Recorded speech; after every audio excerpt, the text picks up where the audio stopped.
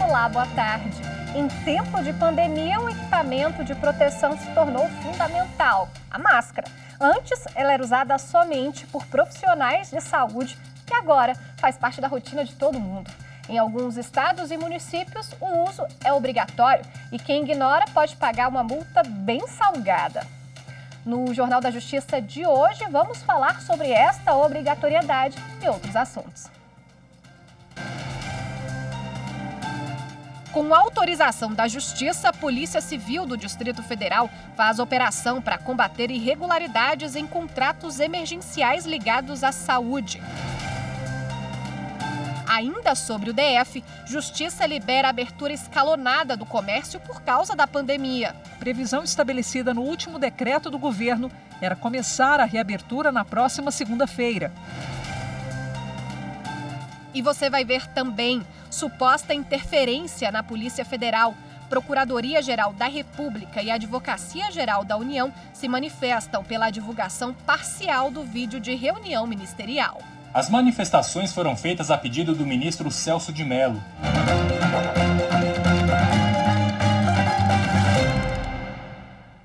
O ministro Celso de Mello, do Supremo Tribunal Federal, deve decidir ainda hoje se o vídeo de uma reunião entre o presidente Jair Bolsonaro e ministros no mês passado vai se tornar público. As imagens foram apontadas pelo ex-ministro da Justiça e Segurança Pública, Sérgio Moro, como uma das provas de que o presidente teria tentado interferir politicamente na Polícia Federal. Ontem, a Advocacia-Geral da União e a Procuradoria-Geral da República se manifestaram sobre o assunto. As manifestações foram feitas a pedido do ministro Celso de Mello, que deu prazo de 48 horas para que os envolvidos opinassem sobre o sigilo do material. O vídeo foi exibido na última quarta-feira na sede da Polícia Federal em Brasília, a procuradores, ao advogado-geral da União, ao ex-ministro Sérgio Moro e a um juiz auxiliar do gabinete de Celso de Mello. O procurador-geral da República, Augusto Aras, considerou que apenas os trechos do vídeo relacionados ao inquérito devem se tornar públicos. Ele afirmou que, caso o conteúdo seja divulgado na íntegra, pode se tornar arsenal de uso político, pré-eleitoral e de instabilidade pública. A Advocacia-Geral da União defendeu que seja autorizada a divulgação apenas das falas do presidente Jair Bolsonaro na reunião. No documento encaminhado ao ministro Celso de Mello, o advogado-geral da União, José Levi, também citou trechos do encontro. Entre eles, um em que Bolsonaro cobra o envio de informações da Polícia Federal, das Forças Armadas e da Agência Brasileira de Inteligência. E outra fala, na qual o presidente diz que teria tentado trocar a segurança no Rio de Janeiro, mas que não teria conseguido, e que não iria esperar que a família dele fosse prejudicada. Os advogados do ex-ministro da Justiça e Segurança Pública, Sérgio Moro, já haviam se manifestado pela divulgação do vídeo na íntegra. Ontem, após as manifestações da PGR e da AGU, os advogados de Moro afirmaram que há tratamento desigual, já que as transcrições mostram que a Advocacia-Geral tem acesso ao vídeo, enquanto a defesa do ex-ministro não tem. A defesa de Moro também reafirmou que, ao falar sobre segurança no Rio de Janeiro, Jair Bolsonaro estaria falando sobre a superintendência da Polícia Federal no estado, e não de sua segurança pessoal.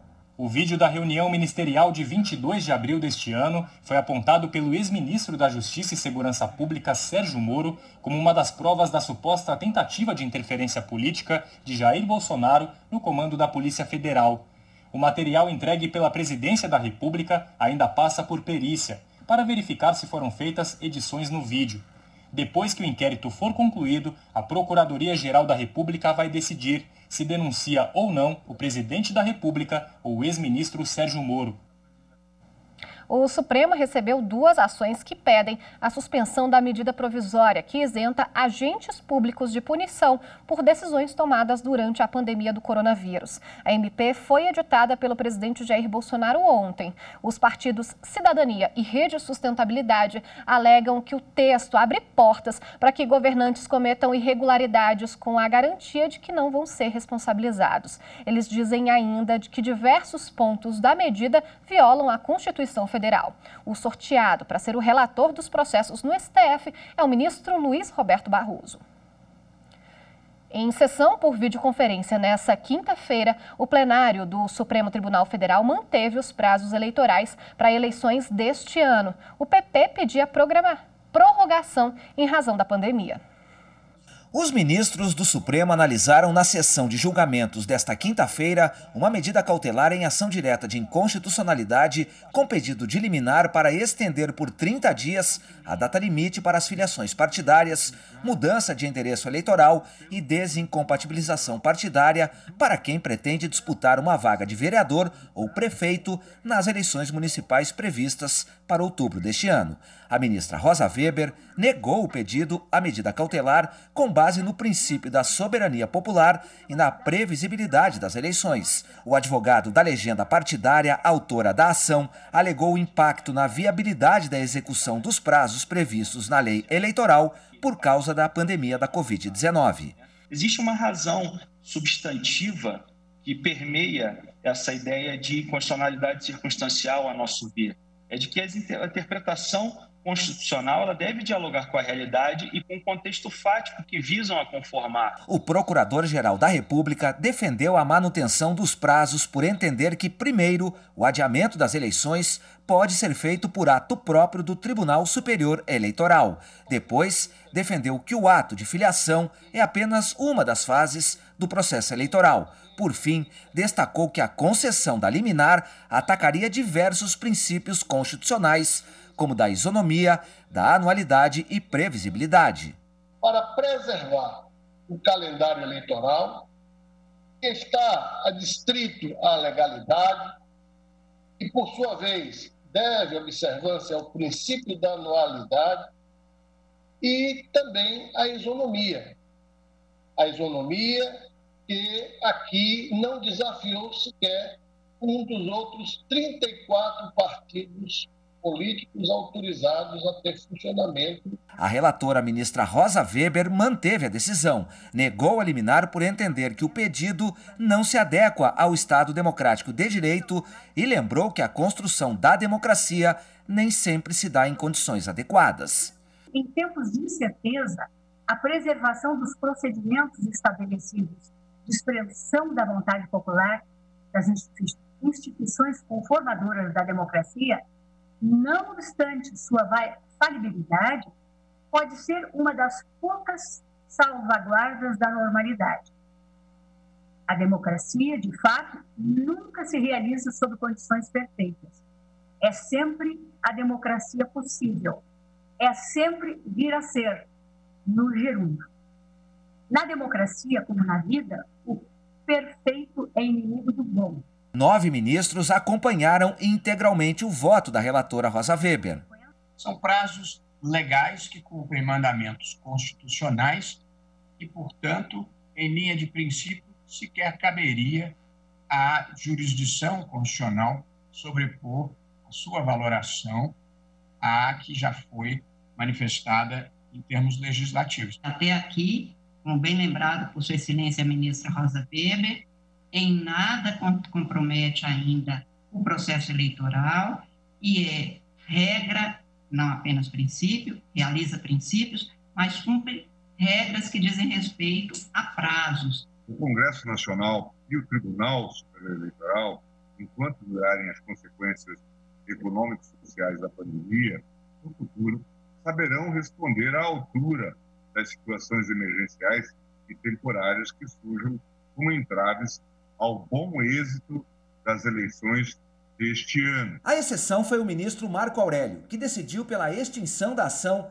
por entender que ela era inadequada, já que a definição do calendário eleitoral é competência do Congresso Nacional. Assim, o pedido de liminar, apresentado pelo Partido Progressista para adiar por 30 dias o prazo final para filiações e desincompatibilizações partidárias e mudanças de domicílio eleitoral, foi negado pela maioria dos ministros.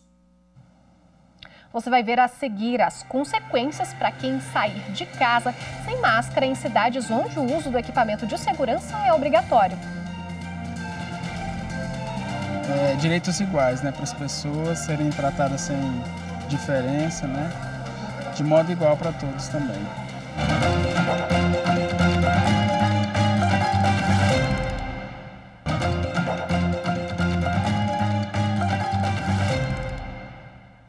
A Polícia Civil do Distrito Federal cumpriu mandados judiciais em uma operação que investiga irregularidades em contratos emergenciais, que são feitos sem licitação por causa da pandemia do novo coronavírus. Na mira, o hospital de campanha, construído na capital do país. Foram cumpridos 8 mandados de busca e apreensão. As investigações começaram com a contratação de uma empresa para gerenciar os 200 leitos do hospital de campanha construído no Estádio Nacional Mané Garrincha. O valor firmado para o contrato foi de 79 milhões de reais. A suspeita é que empresários tenham se aproveitado da situação de calamidade pública para, com a participação de servidores da Secretaria de Saúde, burlar as regras legais e causar prejuízo aos cofres públicos. A Justiça Federal determinou a reabertura escalonada do comércio de Brasília, mas o governador do Distrito Federal disse que vai recorrer. Segundo o GDF, a forma estabelecida pela Justiça impede que a reabertura ocorra já na próxima segunda-feira, dia 18 de maio, como que o governador Ibanez Rocha. O Distrito Federal foi a primeira unidade da federação a determinar o isolamento social. O comércio está fechado desde o dia 19 de março e a previsão estabelecida no último decreto do governo era começar a reabertura na próxima segunda-feira. Mas a determinação foi questionada na Justiça pelo Ministério Público. Nesta sexta-feira, a juíza Kátia Balbino de Carvalho, da Justiça Federal, aceitou, em parte, os argumentos do governo e autorizou os preparativos para a retomada das atividades econômicas. Na decisão, a juíza destaca que o processo será escalonado, começando pelo comércio e outras atividades com menor possibilidade de aglomeração, até chegar àquelas que envolvem maior movimentação de pessoas, como cinemas e escolas. Pela proposta do governo, a abertura começaria com o comércio atacadista e varejista, agências de viagens, empresas terceirizadas, agências de publicidade e empresas de consultoria. Na segunda fase, 15 dias após a primeira, seriam abertos os shoppings e centros comerciais. Depois, 30 dias após a primeira fase, seria a vez dos bares, restaurantes, bufês, casas de festas e salões de beleza.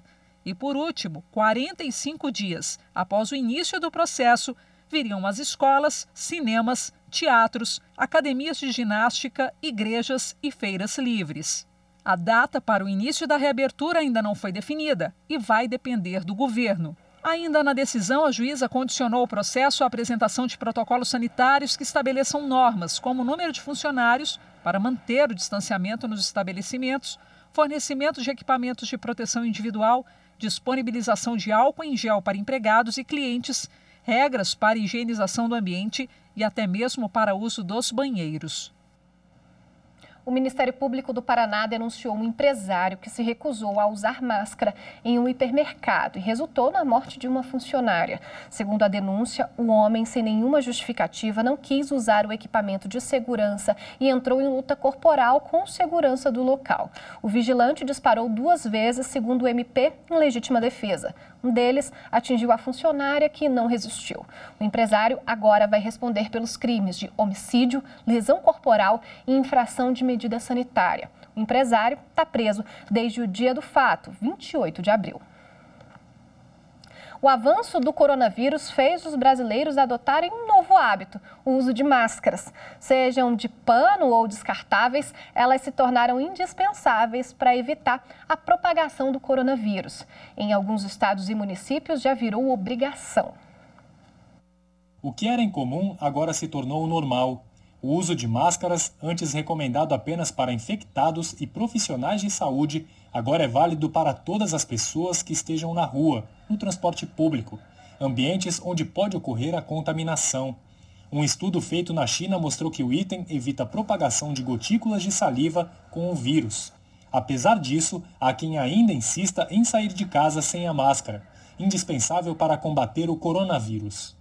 De olho nessas pessoas que não usam máscaras, nos últimos dias, governos estaduais e municipais tornaram as normas de enfrentamento à Covid-19 mais rígidas.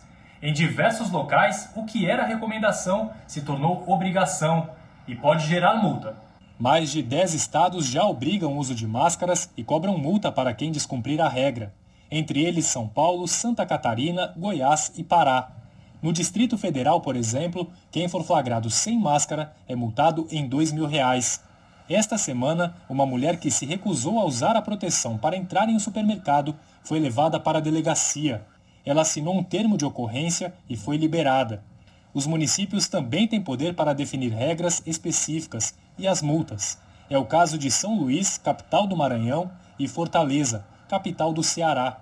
O poder de estados, Distrito Federal e municípios de regulamentar as normas de enfrentamento ao coronavírus, que incluem o uso de máscaras, fechamento do comércio e a fiscalização em áreas públicas, foi reconhecida em uma ação julgada no mês passado pelo Supremo Tribunal Federal. Para tornar explícita no campo pedagógico e na dicção do Supremo a competência concorrente. Atribuição ao presidente da República para dispor, que é o verbo utilizado, sobre os serviços essenciais, não exclui, não pode exaurir competências comuns que são entregues aos estados e aos municípios. Este médico dá algumas dicas sobre o uso correto da máscara e como descartar o item de proteção. A primeira questão é como colocá-la. Eu recomendo um truquezinho, que é o uso de uma tira de esparadrapo.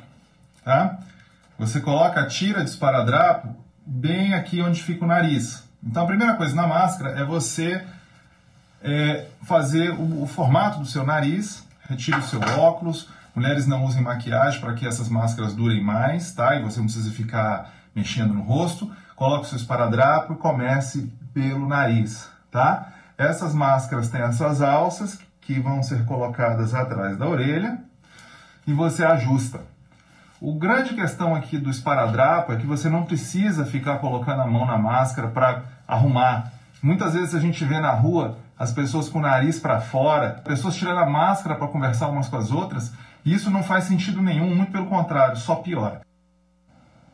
A gente conversa agora ao vivo por Skype com o advogado Antônio Rodrigo Machado. Muito obrigada pela participação no Jornal da Justiça, doutor. Eu que agradeço e é um prazer enorme estar aqui na TV Justiça mais uma vez. Espero que o sinal da internet nos ajude a ter uma ótima conversa sobre um tema tão importante com a cidadania, para a sociedade brasileira. Alguns estados e municípios já começaram a adotar medidas mais severas para quem não usa máscaras, né? O que pode acontecer com essa pessoa que infringir a regra? A utilização de máscaras, dentro de outras medidas relacionadas ao distanciamento social, são medidas para a redução dos danos dessa pandemia que nos assola. Então, quando há uma indicação das autoridades de saúde para o uso de máscara, na verdade a gente está falando de algo bem simples. É um bloqueio para evitar a propagação do vírus. A Lei 13.979, que é a lei que estabelece todas as medidas necessárias para o enfrentamento ao novo coronavírus por parte da administração pública, ela traz uma série de medidas de caráter de controle epidemiológico. Entre essas medidas, nós temos distanciamento social e determinados hábitos de higiene, a utilização de máscara, entre outras questões. Quem não promover, digamos assim, esse ato de cidadania em prol do interesse público, poderá ser punido administrativamente com a aplicação de sanções, de multas, e também nós poderemos ter, em último caso aí, a utilização do direito penal. O direito penal vai nos assegurar, com base nos artigos 268 e também em outras tipificações penais dentro do Código Penal, penas muito graves para aquelas pessoas que ou deixarem de cumprir as medidas preventivas de controle epidemiológico ou até mesmo de maneira dolosa, sabendo que estão contaminadas, né? Ao não tomarem essas medidas, elas podem contaminar outras pessoas. E aí o crime é um crime que é ainda mais grave.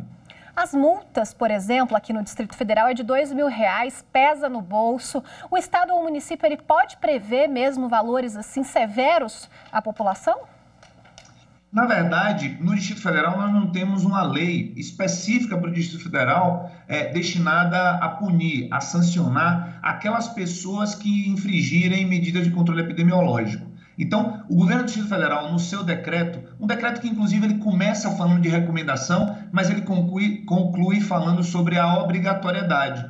O governo vai se utilizar de uma lei federal, a Lei 6437 de 1977. Essa lei ela estabelece uma série de multas para pessoas jurídicas e pessoas físicas que tiverem qualquer infração de caráter sanitário.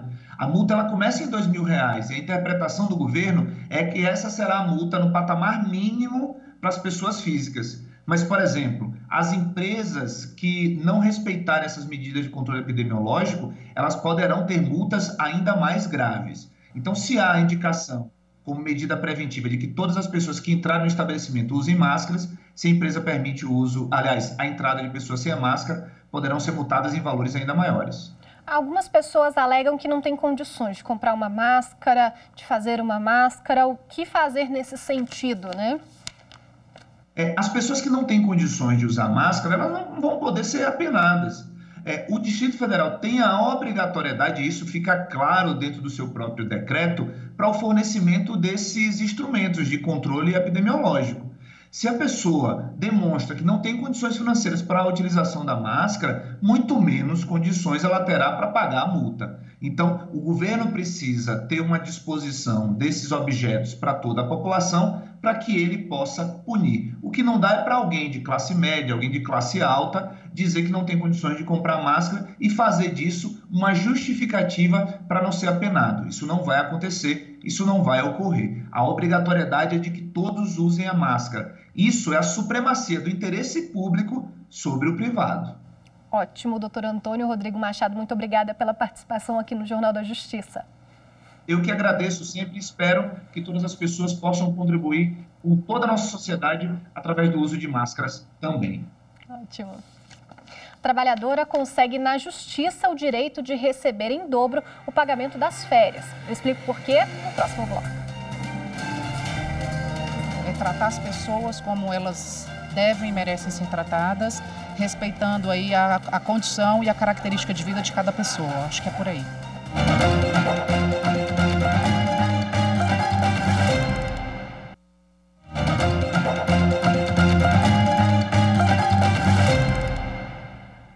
O Supremo Tribunal Federal garante a livre manifestação de ideias em universidades. O julgamento foi no plenário virtual. E a Gisele Reis, consultora jurídica da TV Justiça, traz os detalhes para a gente.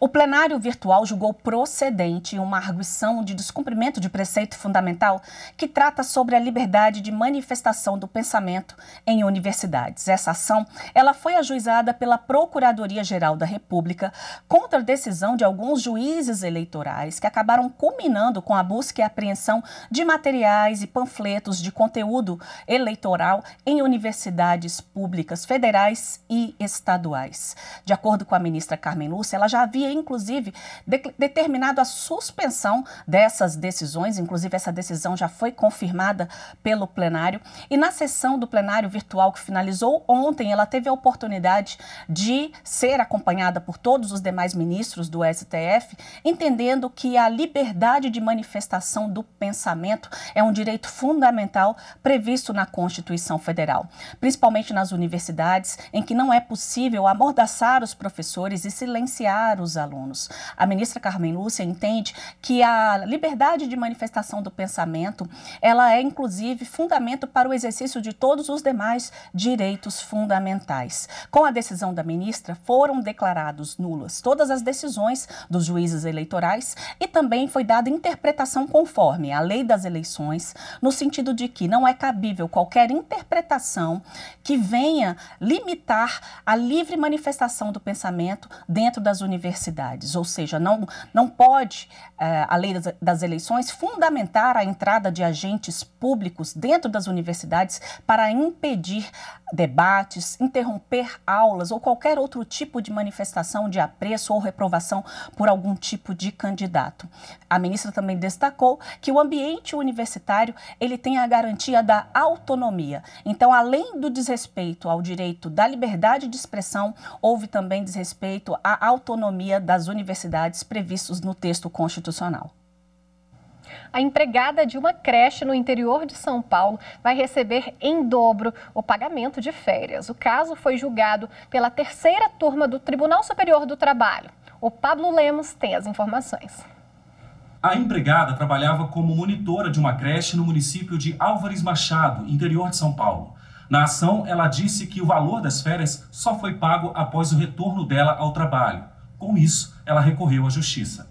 Mas para o Tribunal Regional do Trabalho da 15ª Região, em Campinas, o pedido de pagamento em dobro das férias do período aquisitivo 2011 e 2012 estava prescrito. Segundo o TRT, a ação foi proposta em agosto de 2017, mais de 5 anos depois. A empregada recorreu ao Tribunal Superior do Trabalho. O relator do caso na terceira turma, ministro Alberto Bresciani, explicou que, de acordo com o artigo 149 da CLT, o prazo prescricional para ações sobre férias é contado a partir do fim do período concessivo, que no caso da empregada ocorreu em 12 de janeiro de 2013. Sendo assim, o ministro concluiu que foi observado o prazo prescricional de 5 anos, previsto na Constituição. A decisão foi unânime. O Jornal da Justiça fica por aqui. Eu volto em instantes com o programa especial Coronavírus. Continue com a gente e eu te vejo lá. Tchau!